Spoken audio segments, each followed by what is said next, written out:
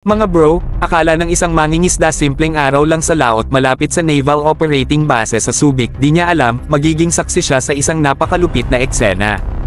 Nagkasama-sama sa iisang lugar ang ilan sa pinakamalalakas na barko ng Philippine Navy, BRP Miguel Malvar, FFG-06, Jose Rizal Class Guided Missile Frigates, Tarlac Class Landing Platform Docks, Jacinto Class Patrol Corvettes, at Gregorio del Pilar Class Offshore Patrol Vessels. Power combo talaga to mga bro. Imagine may missile-capable frigates, may LPDs na parang mini airport sa tubig, corvettes na mabilis at may kagat at OPVs na pangmatagalan sa karagatan. Lahat sabay-sabay, naka-display malapit sa baybayin.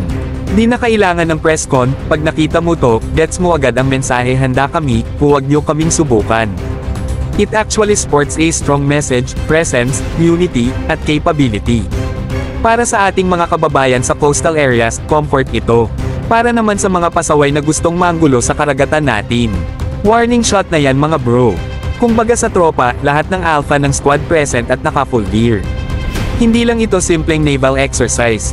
Ibig sabihin ng ganitong klaseng deployment.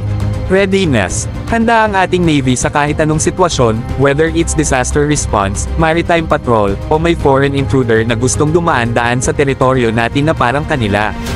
Tapos na ang panahon na tahimik lang tayo sa sarili nating dagat mga bro. Astig rin makita na magkasama sa isang mission ng legacy ships tulad ng BRP Miguel Malvar at ang mga next-gen gaya ng Jose Rizal Class. Parang pinagsama ang lakas ng nakaraan at hinaharap, tradition meets transformation ika nga.